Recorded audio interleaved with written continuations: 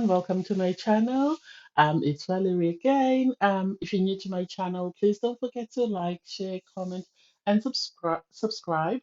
And turn on the notification bell for when I upload new videos. Um, I've never seen such a crazy show, and I think Love Island for me is just a roller coaster. Some days are very slow, some days you have so much whiplash, you don't understand what's going on. Anyway, we'll review in this episode. I'll be reviewing Love Island, season 8, episode 20. Well, I don't even know where to start really because it was mayhem. Shall we start with Tasha and get her out of the way? I think. Yeah, okay.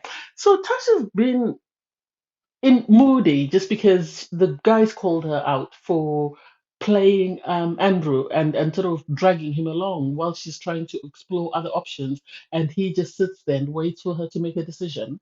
And so I think because she threw a tantrum yesterday and the boys didn't bite, they didn't apologize, they didn't side with her as much as she tried to play victim, they didn't even acknowledge her, and because of that she then was very rude and very dismissive towards Andrew. During the night, she wouldn't talk to him. She wouldn't touch him. In the morning, when he tried to talk to her, she wouldn't respond. And when Andrew sat with Luca and Dami, because they're the problem children, they're the ones that have made it angry the most, I think.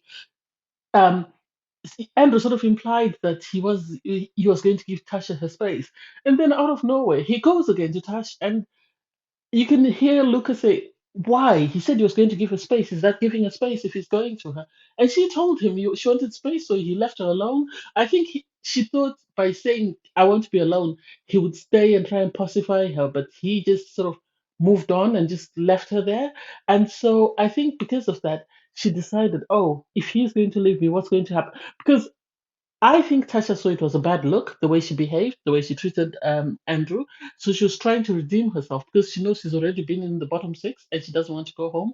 So she's looking for an angle whereby she can redeem herself with the fans. And I think that's why she was playing all them games that she was playing in this episode.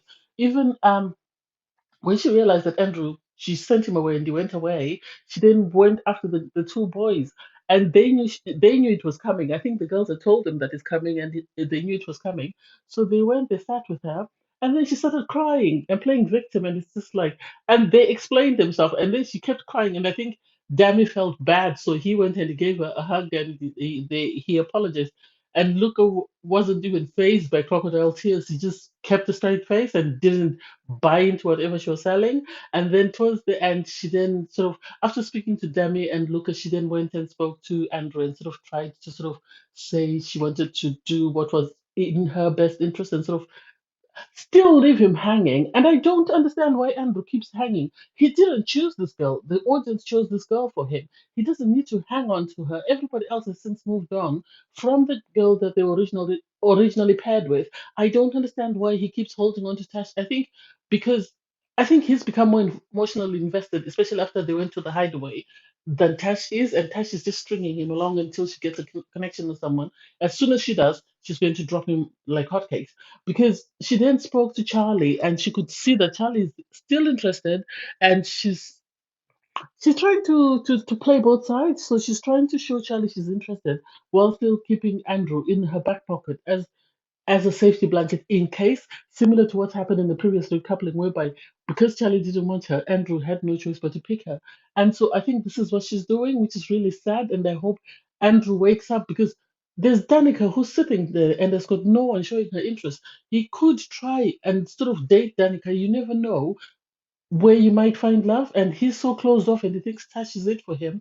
I think if he explored things with Danica, he might actually be surprised that she might actually be better for him than what he is currently receiving at the moment.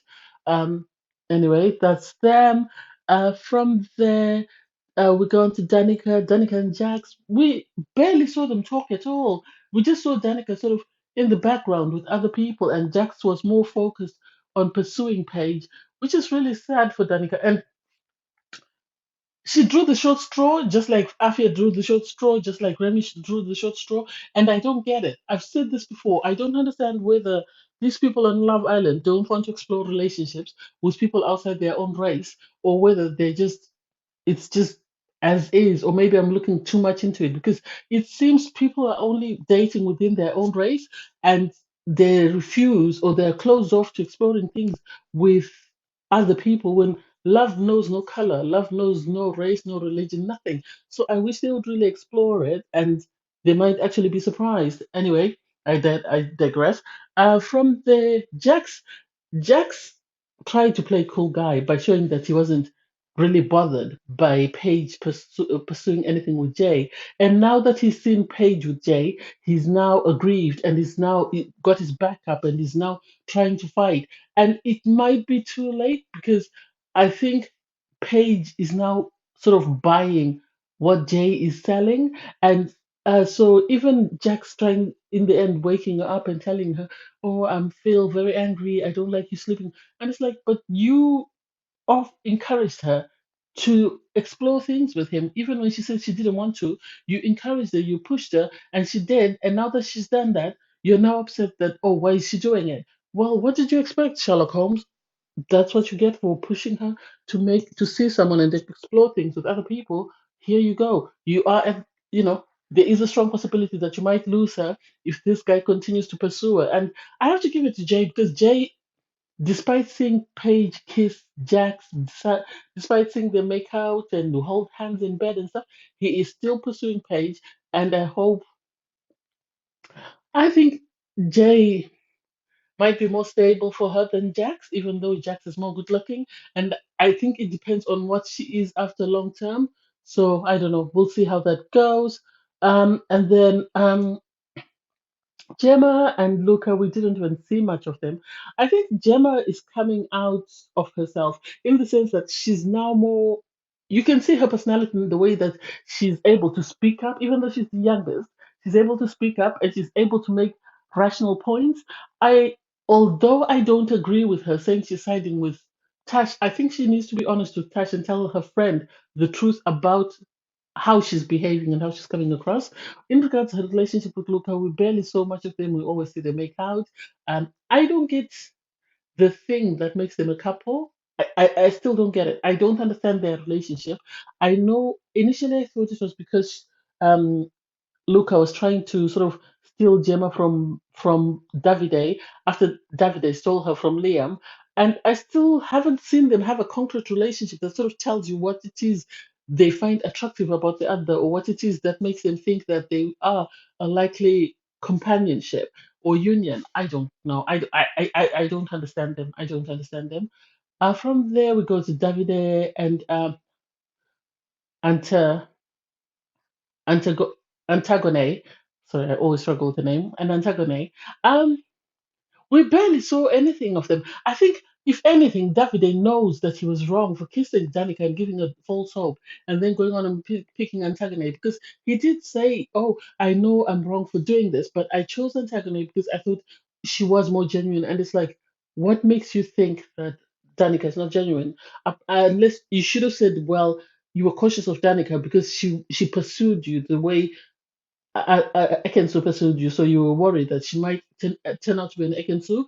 That would have made more sense than him saying, "Oh, Antigone was more genuine, and I felt, she was after the same things as me." And it's like, what things is she after? Antigone is not interested in you. Antigone is buying her time until Jay gets over his crush with Paige, and then she will strike because she is more interested in Jay than she is in you. But then that's just me. Um, from there, Ekin-su and Charlie. Ekin-su and Charlie for me Agatha and Charlie, for me, are more or less like Antagon and Davide for me, in the sense that Charlie is buying time and waiting for Tash to make up her mind. As soon as Tash decides that she's done with Davide, Charlie's going to leave her. He's going to leave Akensu and is going to move on to Tash, before Ekin-su can even finish a sentence and say good morning. So I don't get their relationship. I know they weren't working out, and it was funny to see that all the men that Ekin-su has linked herself with sat down and had a conversation, and um, Jay tried to convince Davide that, oh, you've got unfinished business with Ekin-su, and Davide is like, no, I'm done. They might have unfinished business in the sense that David is so upset with the way she treated him, but I don't think he's interested in pursuing a romantic relationship with her. So I don't know. I just think Charlie and Ekin-su are just buying time, even though Ekin-su eventually went and sat down with Davide to try and have a conversation. I think Ekin-su can actually tell that Charlie's not interested in her, so she's trying to sort of worm her way back to Davide, and Davide is not having anything to do with her and is actually more interested in pursuing, Antigone or whoever comes through the door. So I don't know what's going to happen with Ekin-su. I really don't know. It's really sad. I really don't know. And then India and Dami. India and Dami. I love India. I liked India with Ekena, and I thought Ekena was a better match for her because I thought he Ekena seemed more interested in getting to know India and on a personal level. Whereas Dami, yes, he is interested in that, but it seems more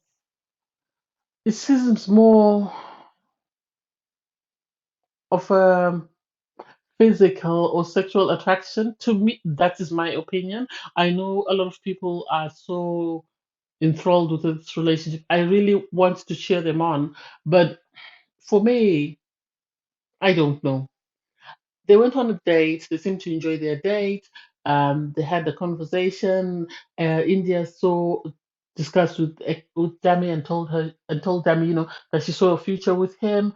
And I don't remember hearing Dami say the same, or I don't remember Dami asking anything sort of concrete.